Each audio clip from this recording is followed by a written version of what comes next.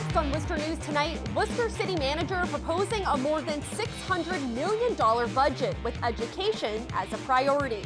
Plus, they're off. A team of Worcester police officers is running to Washington, D.C., and it's all for a good cause. Good evening, everyone. Thank you for joining us. I'm Olivia Lemon. More on those stories in a moment. We begin tonight in Worcester, where the police department's reconstruction unit is on scene of a major car accident on Belmont Street.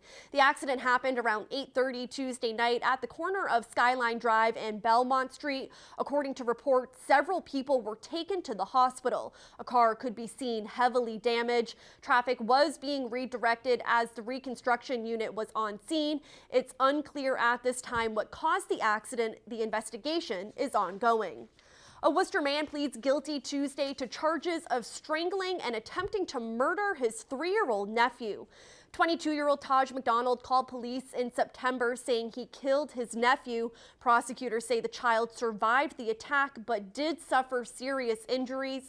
According to the Worcester County District Attorney's Office, McDonald pled guilty to multiple charges, including 2 counts of attempted murder, reckless endangerment of a child, and indecent assault and battery on a child under 14. He will be sentenced on June 23rd.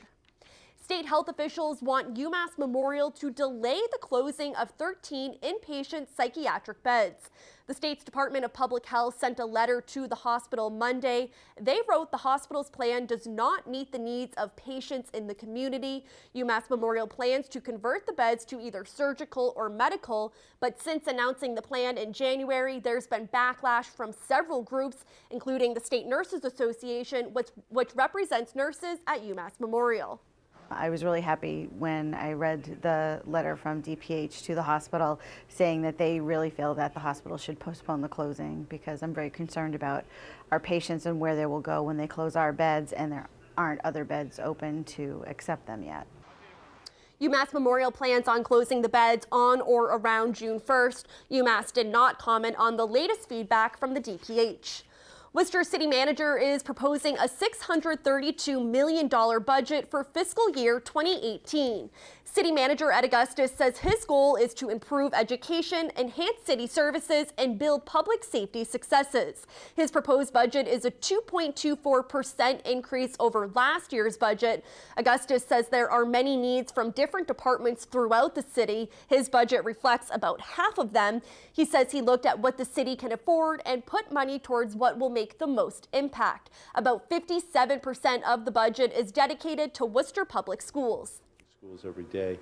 There's nothing more important to our future than making sure they get the right kind of start in life and be successful. And so the budget reflects education as a priority. Augustus presented his budget to city councilors at tonight's city council meeting. Hearings will begin next Tuesday. The fight against the Asian longhorned beetle enters another year with 110 square miles of Worcester County, including all of Worcester, under quarantine for the beetle.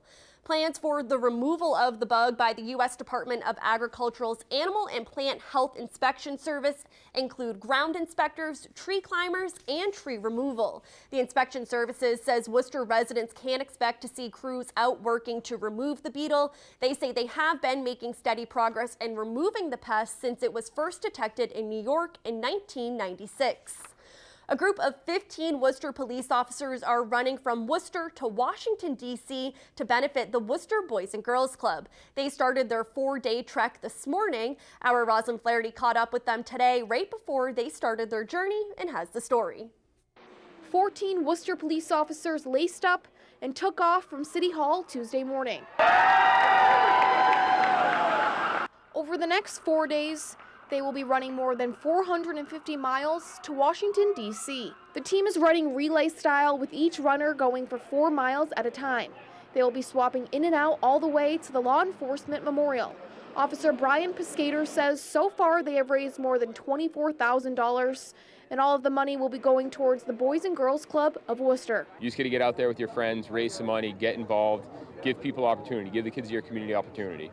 Police Chief Stephen Sargent is running part of the first day with his officers until the team reaches Connecticut. I feel good. I feel excited. This is such a great experience for us as a police department. So proud of these guys, but also, you know, the main thing is helping the kids at the Boys and Girls Club. That's so huge. 21-year-old Jermaine Ortiz says he grew up at the Boys and Girls Club and it has a special place in his heart.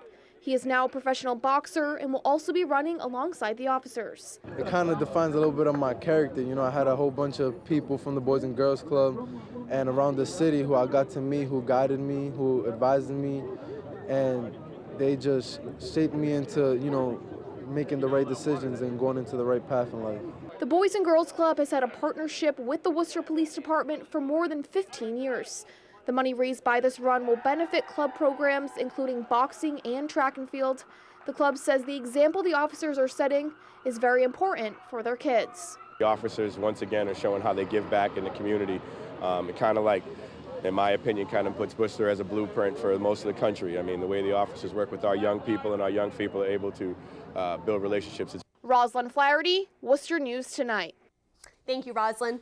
A candidate who ran unsuccessfully for selectman in Shrewsbury says he was the target of anti-Muslim hate letters. Among other things, the letters accused him of being unqualified. Candidate Rashid Sheikh says the letters claimed he was manipulative and was running to benefit himself financially. They also contained a line saying, "We do not want any Muslim persons to be ruling our communities." Sheikh says all accusations in the letter are false and he is deeply hurt by the hatred. The letters were found one day before Shrewsbury's election. Sheikh did not win, but he was reelected as a town meeting member. An advocate of the Affordable Care Act visits Worcester Tuesday. Linda Rosenberg has been working with Congress to fight against repealing Obamacare. Today, she spoke to hundreds in the city about the major concerns she has for behavioral health care. Our Brittany Schaefer explains. We will be judged by how we treat the most vulnerable amongst us, and this is not looking very good. Linda Rosenberg calls repealing the Affordable Care Act dangerous, especially for people suffering from addiction and mental health disorders. Speaking to a large crowd in Worcester, the president of the National Council for Behavioral Health says the new proposed healthcare plan doesn't suit all Americans. For people who believe that health care is a right and not a privilege, this is a very difficult time. President Trump's proposed health care plan allows insurance companies to decide whether to cover mental health and addiction treatment. Under the Affordable Care Act, it was mandatory. We're taking care away from people in desperate need. That's going backwards. Access to health care is vital to keeping them alive, keeping them out of jail. The Association for Behavioral Health Care hosted Rosenberg at the annual meeting. President Vic DeGravio says repealing the Affordable Care Act would impact hundreds in Worcester. We're very concerned. The repeal of the Affordable Care Act, Obamacare, would be tragic for many of the folks our members serve. We treat a number of individuals with Medicaid. There is a large amount of Medicaid cuts that are in place. We're concerned about that. It's a significant hit to our state as well as all the other states. DeGravio says Massachusetts has shown a dedication to helping behavioral health care, but the state's budget could also be affected. The state budget would potentially be affected dramatically. I think the Baker administration is projecting that if the Affordable Care Act is repealed, it could cost Massachusetts $1.9 billion annually.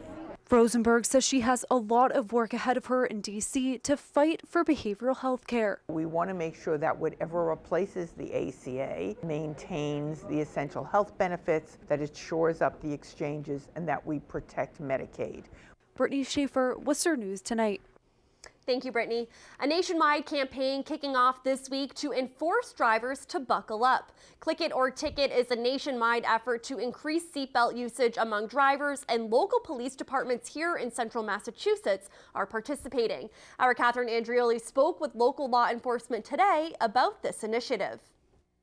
Click It or Ticket. The message police departments across the state are enforcing this month as part of a campaign. In the last 4 days in Auburn, we've had 2 rollover crashes, and no one was hurt in these crashes simply because they were wearing their seatbelt. The Auburn Police Department is one of 200 departments across the state receiving federal grants to enforce traffic safety. The campaign, organized by Massachusetts Highway Safety Division, kicked off this week. Our department receives $2,500 from the state, and we dedicate an officer simply for traffic enforcement. And they're looking to stop motor vehicles for regular violations, regular everyday violations, and speak with the driver or occupants if they're not wearing their seatbelt.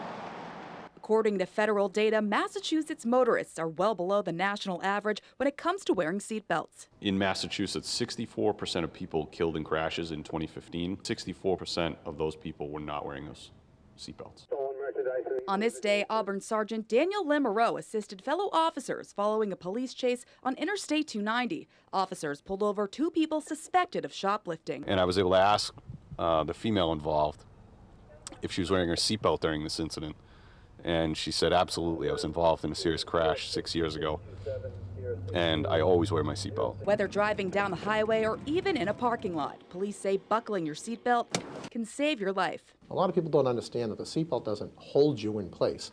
The seatbelt actually stretches to allow your body to decelerate, allowing your internal organs, including your brain, to slow the impact. People involved in serious crashes, if they're wearing their seatbelts, they are far more likely to have minor injuries or at least survive that crash. In Auburn, Catherine Andrioli was